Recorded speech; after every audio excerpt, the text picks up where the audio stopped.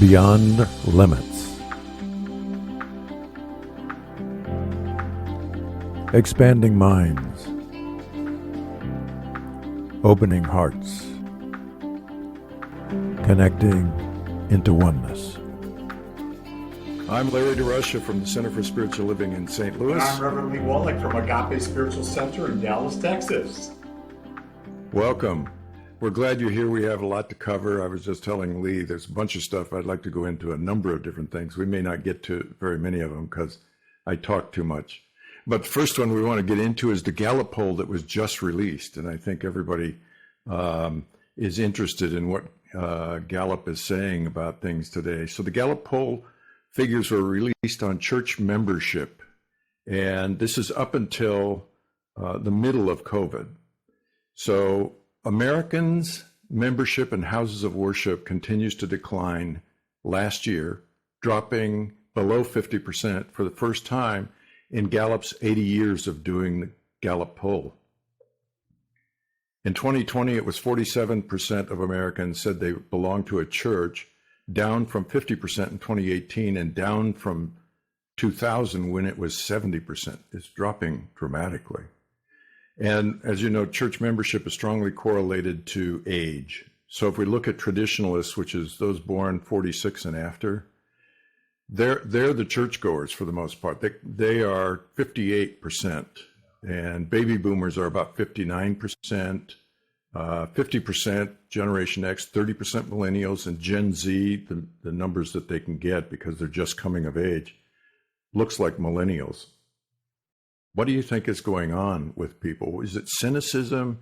Is it too much else that's going on? Their lifestyles, the soccer mom thing? What do you think? My personal opinion is that a lot of people have never really been into the teachings of whatever the religion was. They were born into it. And so then we have COVID pop in, and COVID pops in, and all of a sudden, a year and a half of not going to church, that habit is broke. Yeah. And so there's nothing calling them back because they weren't into the teachings. They weren't into all that other stuff. And so they found, wait, I can stay home on a Sunday. I can spend time with my family. I can do all these other things, and they feel free. And so they don't show up. Here's the other thing. They can get all the information they want online from anywhere they want. Sure. And we certainly know from at least the Gen Z and probably millennials and somewhat of the baby boomers, they're all going online, and they like getting their information when and where they want it. So it makes sense. But there are other pieces that I wanted to say. That the Gallup poll said that the majority of people that are attending are pulled for two reasons, or multiple reasons, but two primary reasons. The first one is the speaker and what the sermon is. And the second one is towards children and teenage programs that are available. Yeah. And then smaller is community outreach, volunteer opportunities, other dynamic leaders that are involved. But the main two was citing sermons and the minister. And the other one was children and teenage programs that are available. That fascinates me because there was nothing said about connecting with other people. And I would have assumed that would have been like, maybe number one. Yeah, no, not in the poll, and community outreach is as close as that came, but that's like reaching out to others, not inward. What I found, at least in our own community, is people want to get together with each other, and their friendships have bonded them because they've taken classes and they love to get together and talk about those kinds of things as well, what's going on in their life. But I'm not sure that in the tradition of Centers for Spiritual Living that we might not be an outlier to all of this. And that outlier is that I go back to what Ernest Holmes said, is we're a teaching or an educational program that has Sunday as a secondary deal. But mostly we're talking about classes that are offered so that you can study the work, understand how it applies to your life, and move forward. So I do think we're a bit more of an outlier than is the traditional, say, Catholic Church, which is the biggest one losing the number of members every year. In fact, the new statistics shows Latinos are dropping dramatically, where just a few years ago they were climbing dramatically. And you know, the Catholic Church right now, they're in a predicament because what is it? They had four churches burned down in Canada because of what they're discovering being buried beneath these churches, all these indigenous people, babies murdered and buried in the church property. And that starts coming up and people say, wait a second,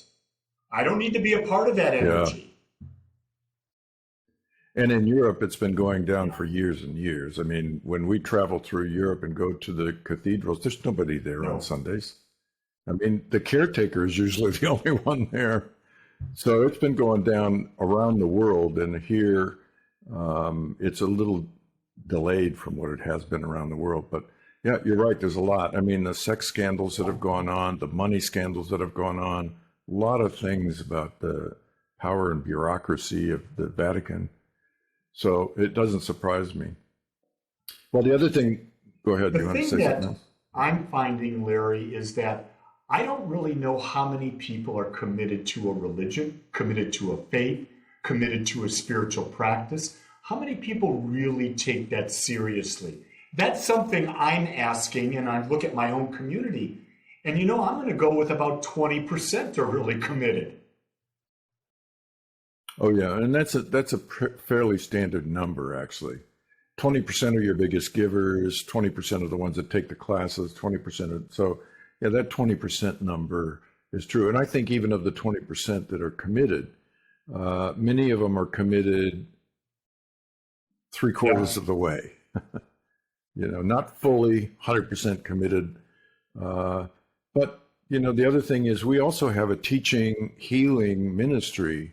And oftentimes people come in because they're in the darkest days of their lives and they get healed and then they move on. They go on back to what they were doing or shifting their lives. You know what's fascinating is that I'm finding that the people today are all looking for instantaneous results. I've got a young man, 16, that follows me from India. He's in my morning meditations. He's in my thoughts. He's asking me questions. He's 15 and he wants enlightenment yesterday. And I shared in my podcast this the other day, and I think the viewers will really appreciate this. I go to a little boutique gym. I've been going for 2 years. This gym has a machine called an ARX. It measures with a computer your strength, and you're going against motors. It's not weights, it's motors you're going against. Very high tech. So I started 2 years ago. I did a program.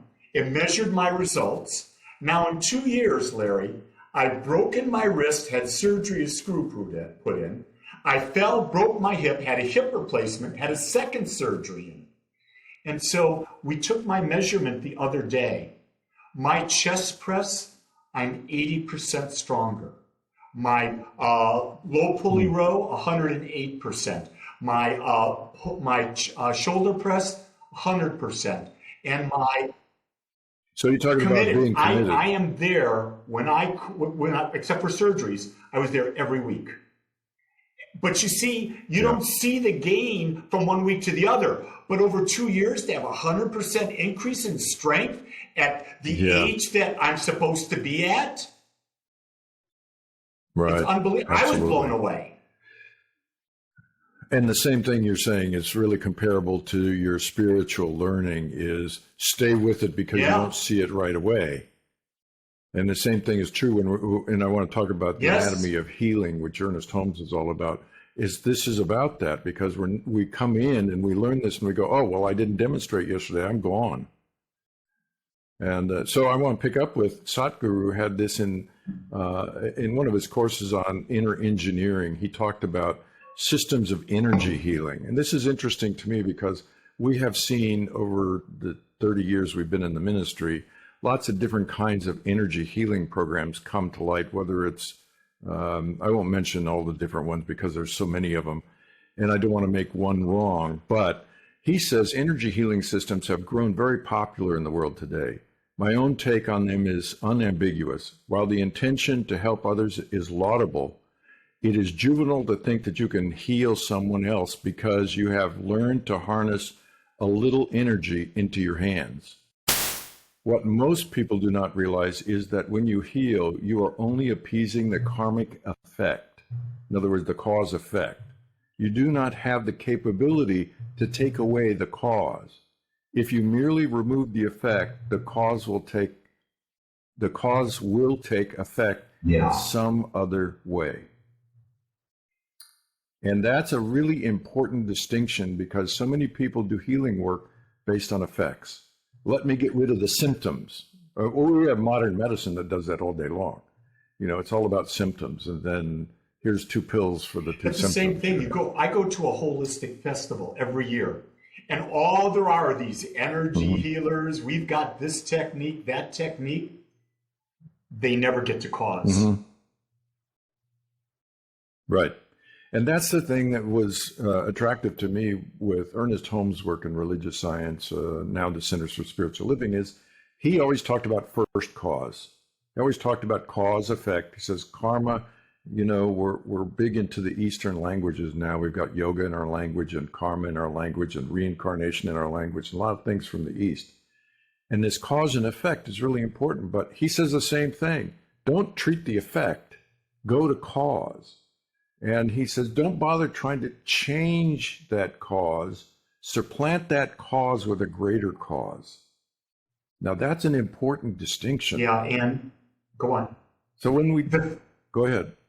I was going to. It's all right. You got it. I'm getting is that most people won't take the time and ask the question, what is causing this? And it's so important to absolutely ask that question. What stress am I feeling? What negative energy am I feeling? What was the cause of that energy? Most of it is because you don't love yourself. You're not accepting of yourself. So where are you not accepting yourself? Yeah. And then the other side of it is the whole issue of karma. The Eastern tradition says karma is energy that's incomplete. And so it's a cause. It needs to complete. So it's a cause and it has an effect. And if we stop the effect, we bottle that energy back up, and then it's got to come out some other place, which is what Satguru is saying. And in the work that Ernest Holmes brought to us, he was very clear about that. And he says, so you have to understand, let me read you something from what he said in one of his talks, Sunday talks. This is back in the 1950s, I think 58, somewhere around in there. He said, I started reading Sri Aurobindo again. And it starts out by saying, we will never get anywhere while we believe in a spiritual universe operating on a material one or a physical one, which he says is so true. Einstein said, energy and mass are one.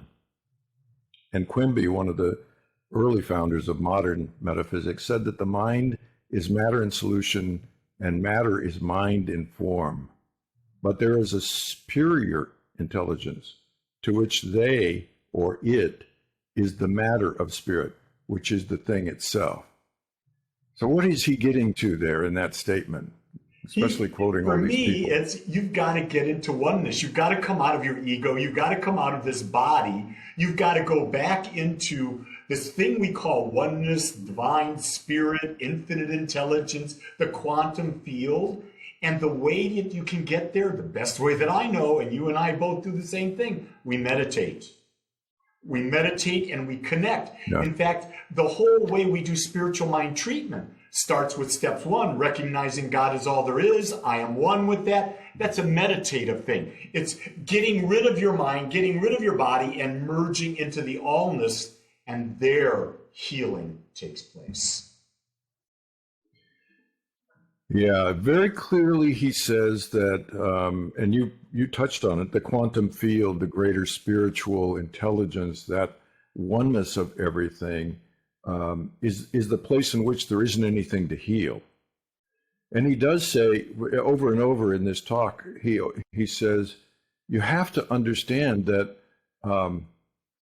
in this whole healing scenario, what we're talking about, it's not a formula.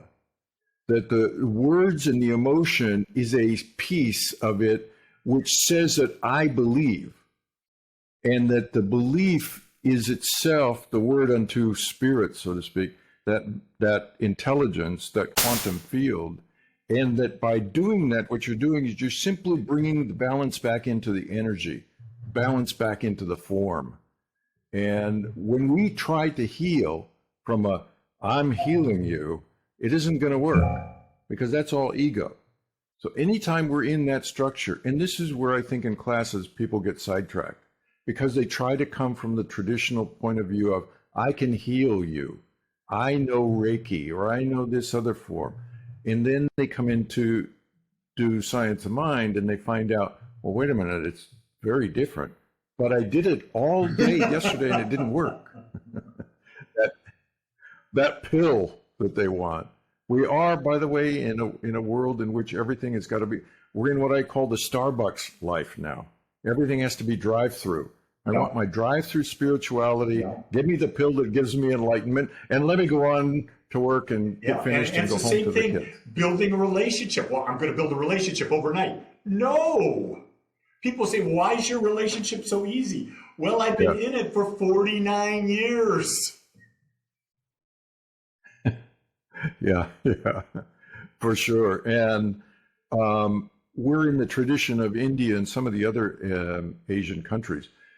They're into these arranged marriages because that has been a tradition for a long time. And fascinating enough, the divorce rate there used to be a lot less than it is now.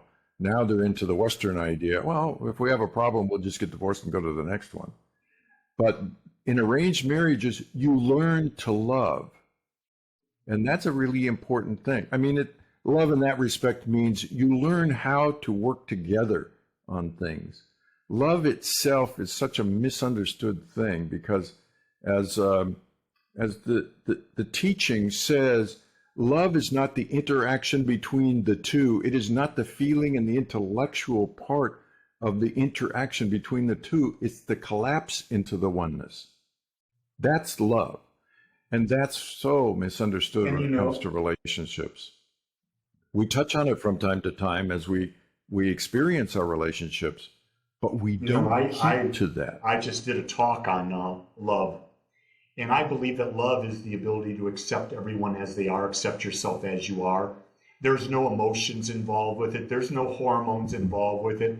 So the other day, we were going to bed, my wife and I, and she said to me, Lee, I love you.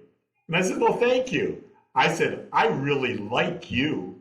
And she just giggled up because if you really think about it, I can accept anyone for who they are. That's true love.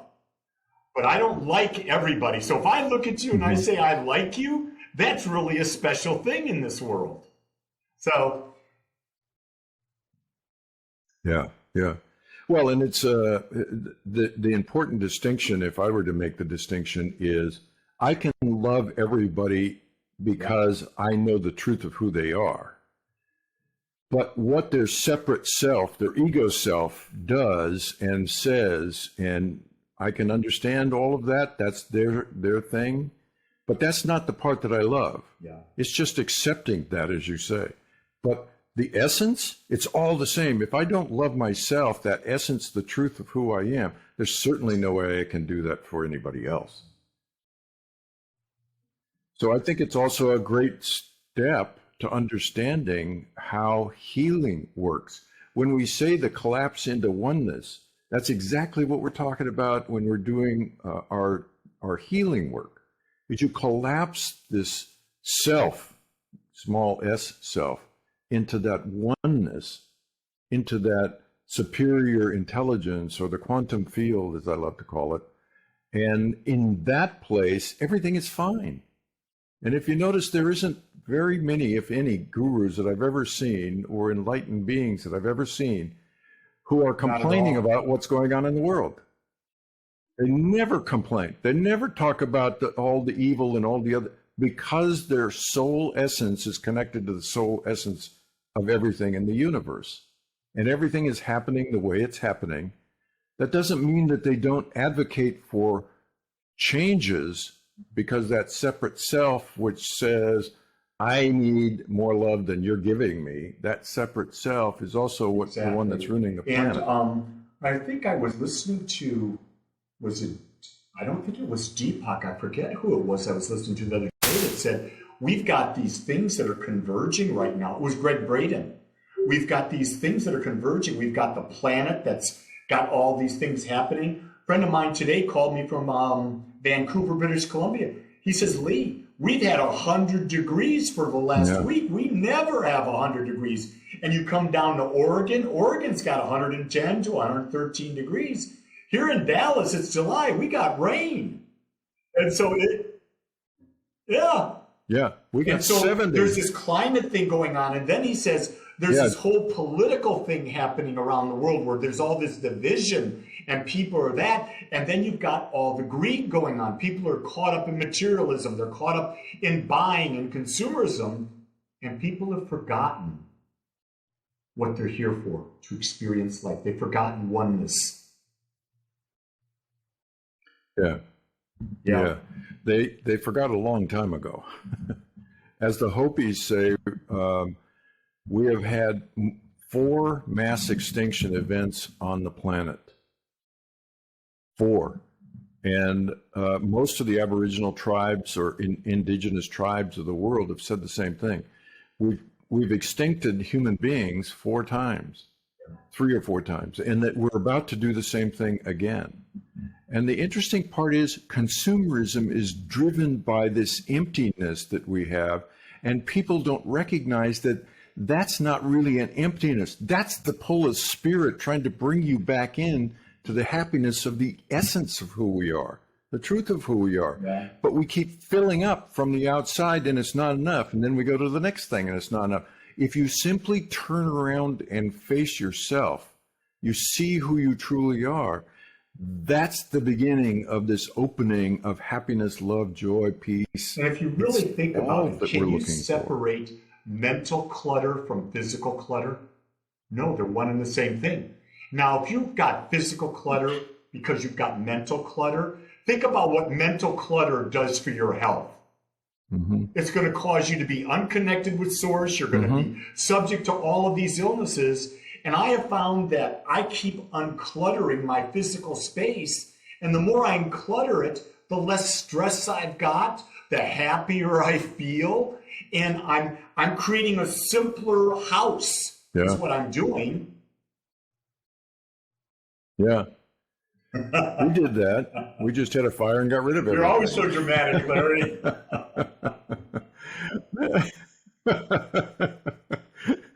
It's fascinating to me that we buy a bigger house so that we can put more stuff in it, and we go, why is it so busy? Why is it so busy? And yet we turn the opposite page and you see the guru who's sitting, in the mountains with nothing around him, and it's raining. Very fascinating. Well, I think we've covered enough today to probably keep people looking at this one a couple of times. So I'm going to take us into next week. So what do you want to talk about next week? Let's talk about how do we get rid of negative emotions? How do we clear our own mental atmosphere? Okay. Have a great day, everyone. See you next time. Beyond Limits. Join us and ask your questions. Check our website for details on our call-in shows. Check beyondlimitsradio.com. That's beyondlimitsradio.com.